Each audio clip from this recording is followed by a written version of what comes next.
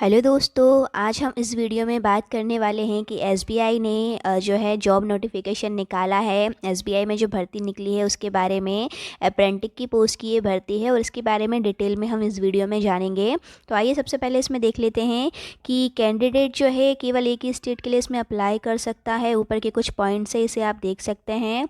सबसे पहले इन्होंने जो है वैकेंसी डिक्लेयर की है कि कहाँ कहाँ कितनी वैकेंसी इसमें आई हुई है। तो आप ये देखिए, कैटेगरी वाइज भी इसमें दिया हुआ है और स्टेट वाइज क्लियर दिया हुआ है टोटल कितनी कहाँ वैकेंसी है। इसको आप ऐसे ही इसमें देख सकते हैं। अगर हम देखें, सबसे ज़्यादा वैकेंसी जो निकली है वो यूपी में निकली है, 1206 टोटल। बाकी जो है कैटेगरी वाइज अलग अलग इसमें टोटल दिया हुआ है, तो इसको आप ऐसे ही इसमें देख सकते हैं। कैंडिडेट जब इसमें अप्लाई करेंगे तो उन्हें पर्टिकुलर किसी एक लैंग्वेज का इसमें जो है सिलेक्शन करना होगा, ऐसा इन्होंने लिखा है। अब यहाँ पे मेन है एज क्वालिफ़िकेशन। तो इसमें जो है मिनिमम 20 ईयर एज है और मैक्सिमम 28 ईयर है। 28 ईयर से ऊपर जो है वो नहीं दे सकते।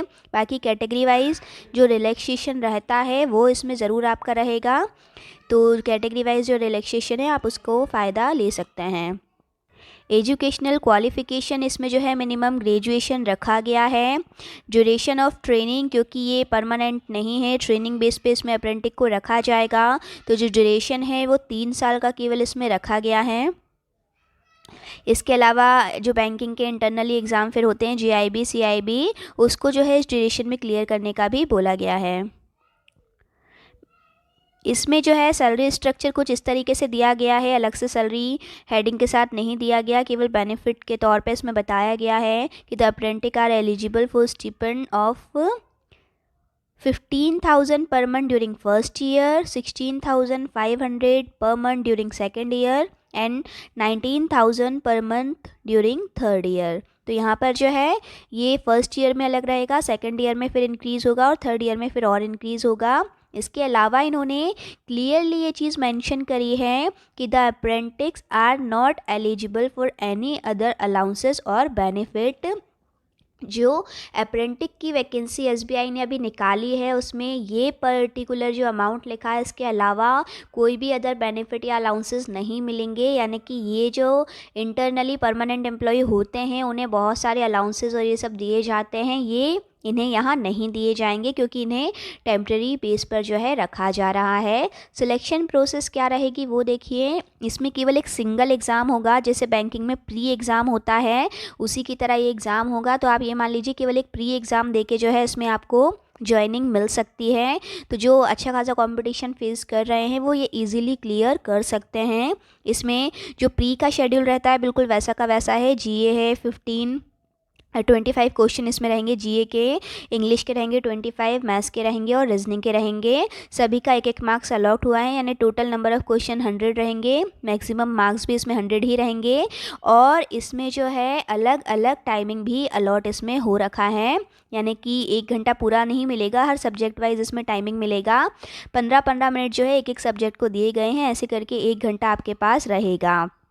इन्होंने नीचे मेंशन किया है each test will have a separate timing as mention above. तो सबका जो है अलग अलग रहेगा। क्वेश्चन जो है दोनों लैंग्वेजेस में रहेंगे, आप अपने हिसाब से इसे चूज़ कर सकते हैं। There will be negative marks for wrong answer. Negative marking रहेगी सेम जैसे बाकी कॉम्पिटिटिव एग्जाम में होती है, 1/4 यानी कि 0.25। तो ये भी इसमें रहेगा एज इट इज़, जैसे बाकी प्री एग्ज़ाम्स होते हैं वैसा ही ये रहेगा।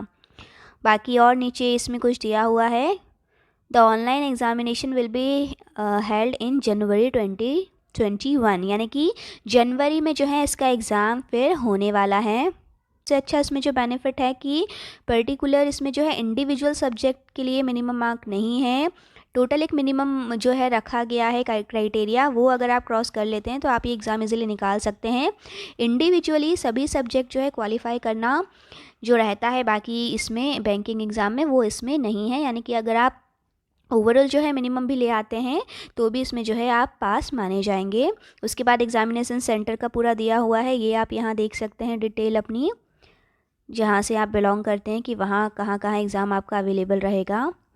Final selection will be subject to, उसमें देखिए फाइनली सिलेक्शन किस बेस पे होगा, verification of eligibility for the post and information furnished in the online examination, qualifying in test और specified opted local language where applicable, declared fit in the medical examination। यानी simple process है कि पहले आपका जो form है बिल्कुल सही इन्फॉर्मेशन आपको उसमें भरनी है, उसके बाद आपको अपना एग्ज़ाम क्लियर करना है रिटर्न, उसके बाद आपको लोकल लैंग्वेज वाला टेस्ट क्लियर करना है, उसके बाद मेडिकल आपका होगा, उसके बाद आपकी जो है ये सारी चीज़ें होने के बाद फिर आपका ज्वाइनिंग इसमें पक्की हो जाएगी। 3 ईयर की जो है ट्रेनिंग इसमें रहेगी।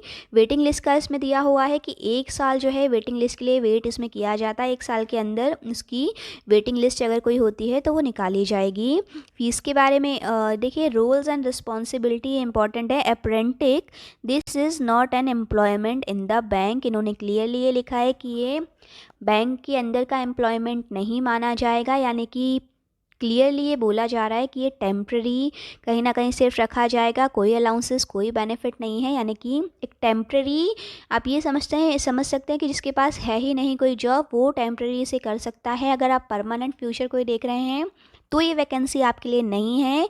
लेकिन अगर आप कोई ऑप्शन आपके पास नहीं है, कोई प्रिपरेशन आप एग्ज़ाम नहीं अभी निकल पा रहे हैं, तो फिर ये टेम्प्रेरी बेस के लिए आप कर सकते हैं, या ट्रेनिंग अगर करना चाहें बैंकिंग में तो आप इसे कर सकते हैं। बट अगर सिक्योर फ्यूचर आप ढूंढ रहे हैं तो फिर ये वैकेंसी आप ना भरें तो ज़्यादा अच्छा रहेगा। जनरल इन्फॉर्मेशन इसमें फ़ी के बारे में अपन देख लेते हैं। तो जनरल, ओबीसी, ईडब्ल्यूएस 300 इसमें फ़ीस है, बाकी एसटी, एससी, पीडब्ल्यूडी को नल है। जनरल इन्फॉर्मेशन नॉर्मली लिखी हुई हैं जिन्हें आप ऐसे ही सिंपली रीड कर सकते हैं, कुछ खास इसमें नहीं है। देखिए, थर्ड पॉइंट ज़रूर इंपॉर्टेंट है जिसे आप रीड करें। SBI shall have no obligation to offer regular employment to apprentice during and or after the completion of the apprenticeship period. After completion of apprenticeship period, candidate will be relieved from the respective work area। यानी कि ऐसा कोई obligation bank को नहीं है कि वो इसे रेगुलर करेगा। 3 ईयर जो है हो जाती है जैसे ये ट्रेनिंग, तो उसे जो है बैंक से फिर रिलीव कर दिया जाएगा। यानी कि ये कोई गारंटी नहीं है कि 3 साल के बाद वो रेगुलर करेंगे या बाद में से परमानेंट किया जाएगा, ऐसा कोई भी वो यहाँ पे मेंशन चीज़ नहीं कर रहे हैं। तो ये बिल्कुल भी नहीं सोचिएगा कि इसको बाद में परमानेंट या पक्का कर दिया जाएगा। आधार नंबर इसमें कंपलसरी है, आधार नंबर ज़रूर इसमें रजिस्टर करवाइएगा। पॉइंट है लास्ट सेकंड नंबर का, आप देख लीजिएगा। All candidate should produce Aadhaar number before engagement, contract signing for doing apprenticeship training. How to apply, तो ये प्रोसेस पूरा दिया हुआ है। Candidate can apply online and no other mode of application will be accepted. केवल ऑनलाइन फॉर्म जो है वही एक्सेप्ट किए जाएंगे, उसके अलावा कोई भी फॉर्म अदर ऑफलाइन एक्सेप्ट नहीं किए जाएंगे। फिर उन्होंने नीचे पूरा गाइड किया हुआ है कि कैसे आपको जो है ऑनलाइन इसमें भरना है।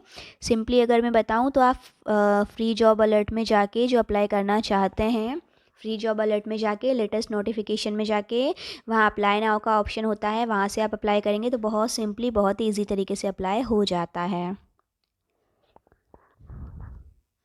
कुछ टर्म्स इसमें दिए हुए हैं, उन्हें आप जो है नीचे रीड कर सकते हैं। कॉल लेटर का दिया हुआ है कि कॉल लेटर जो है आपको फिर उसकी वेबसाइट पर मिल जाएगा। Proof of identity to be submitted at the time of examination, ID proof आपको ज़रूर लेकर जाना है एग्ज़ाम हॉल में कॉल लेटर के साथ।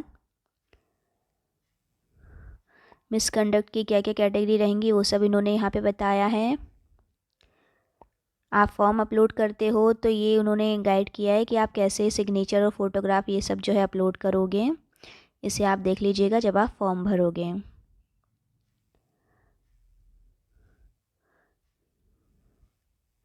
ये देखिए पूरा उन्होंने गाइड किया है कि फॉर्म जब आप भरते हो उस कंडीशन में आपको ये सारी चीज़ों को फॉलो करना है। तो आई होप गाइज़ आपको जो है इसमें क्लियर हो गई होंगी। जो अभी वर्क कहीं नहीं कर रहे हैं, उनकी पढ़ाई जो है ख़त्म हो गई है, अगर वो टेम्प्रेरी कहीं जॉब अपने ढूंढ रहे हैं तो उनके लिए ये वैकेंसी बहुत अच्छी है। लेकिन यदि आप अपना फ्यूचर सिक्योर करना चाहते हैं, कोई परमानेंट जॉब चाहते हैं, देन फिर आपको ये फिल नहीं करना चाहिए, क्योंकि कहीं ना कहीं एक छोटे से लालच में कि 2-3 साल तो एटलीस्ट मिल ही जाएगी, उसके बाद इसमें परमानेंट आपको नहीं किया जाएगा। और अभी जो टाइम आप स्टडी में इसके लिए दे देते हैं वो टाइम अगर आप किसी और अच्छे कॉम्पिटिटिव एग्ज़ाम के लिए देंगे और वो आपको अगर जॉब मिल जाती है तो वो बहुत ज़्यादा अच्छा रहेगा आपके लिए, क्योंकि ये केवल एक टाइम वेस्ट ही करना है अगर आप एक फ्यूचर अच्छा अपना देख रहे हैं तो। लेकिन जिनके पास अगर कोई ऑप्शन नहीं है तो उनके लिए फिर ये ऑप्शन बेस्ट है कि something is better than nothing वाला इसमें काम है। तो आप अपने हिसाब से समझ लीजिएगा, जो भी आपको ठीक लगता है वही डिसीजन आप इसमें लीजिएगा। अप्रेंटिस की वैकेंसी बहुत सोच समझ के आप भरिएगा, क्योंकि मैक्सिमम कैंडिडेट मैं मानती हूँ जो भर रहे हैं वो पढ़ाई कर ही रहे होंगे।